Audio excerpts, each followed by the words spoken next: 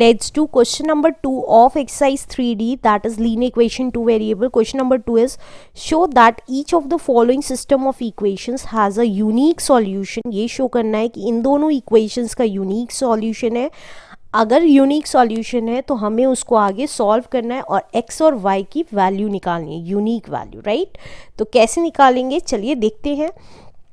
हमारी first equation है 2x minus 3y equals to 17 और सेकेंड इक्वेशन है 4x plus y equals to 13, right. Standard equation linear equation की बनाने के लिए हमें ये जो C1 और C2 हैं उनको हमें लेफ्ट हैंड साइड लाना होगा. तो हमारी क्या इक्वेशन बन गई 2x माइनस 3y माइनस का 17 इक्वल्स टू 0 और 4x plus y minus 13 equals to 0. ये हमारी अब फर्स्ट इक्वेशन है और ये हमारी सेकेंड इक्वेशन, राइट.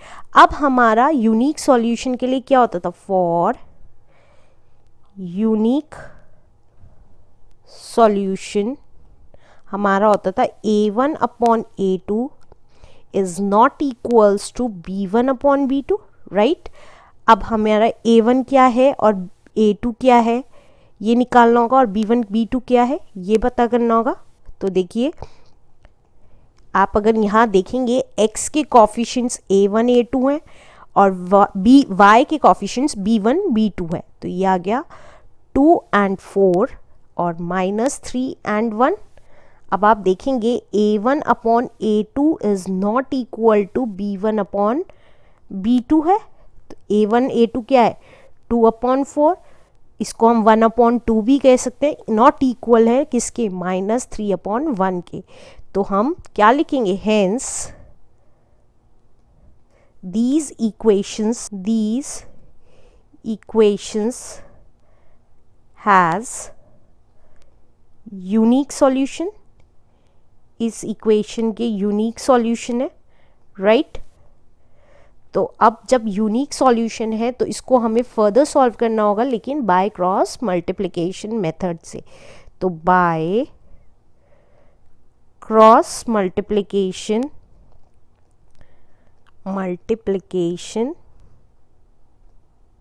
मेथड. तो क्रॉस मल्टीप्लिकेशन मेथड से कैसे सॉल्व करते थे, जो हमारे वेरिएबल्स थे वो लिखते थे और उसके नीचे हम b1 b2 c1 c2 a1 a2 and again b1 b2 की वैल्यू लिखते थे. अब b1 b2 हमारा कितना है, दैट इज माइनस 3 and 1. तो minus 3 and 1 minus 3 and 1. a1 a2 है 2 and 4, देखिए ये रहा 2 and 4. तो हमने a1 a2 के आगे लिख दिया 2 and 4. c1 c2 देखिए c1 c2 है माइनस 17 and माइनस 13. तो यहाँ पे आ गया माइनस 17 एंड माइनस 13. तो x upon b1 into c2 minus b2 into c1, this into this minus this into this. इसी तरीके से this into this minus this into this into this minus this into this, right. तो equal to y upon c1 a2 minus c2 a1 equals to 1 upon a1 b2 minus a2 b1. तो x upon b1 क्या था minus 3 into minus 13 minus 1 into minus 17. अब y upon minus 17 into 4 minus 13 into 2 equals to 1 upon 2 into 1 minus 4 into minus 3, right. तो ये कितना आ गया x upon, अब देखिए 13 3 ज़ा 39 लेकिन माइनस माइनस प्लस का, इसी तरीके से 17 1 ज़ा 17 माइनस माइनस प्लस का.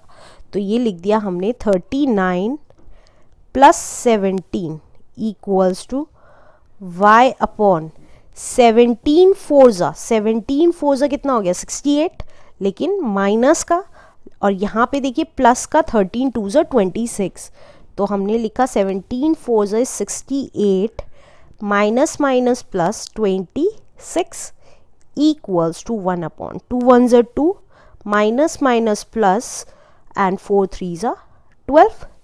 तो x अपॉन कितना आ गया, x अपॉन आएगा 39 प्लस 17, तो ये कितना आ गया 56।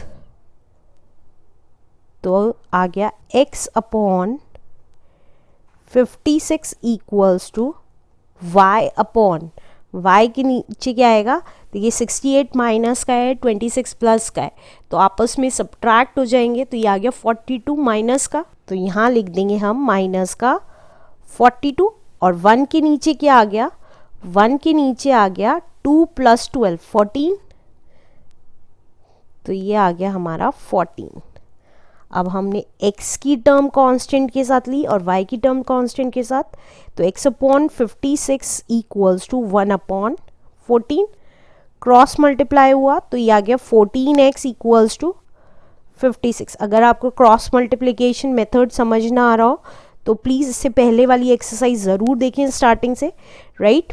अब देखिए 14 4 ज़ा इज़ 56, तो x की वैल्यू आ गई 4, राइट।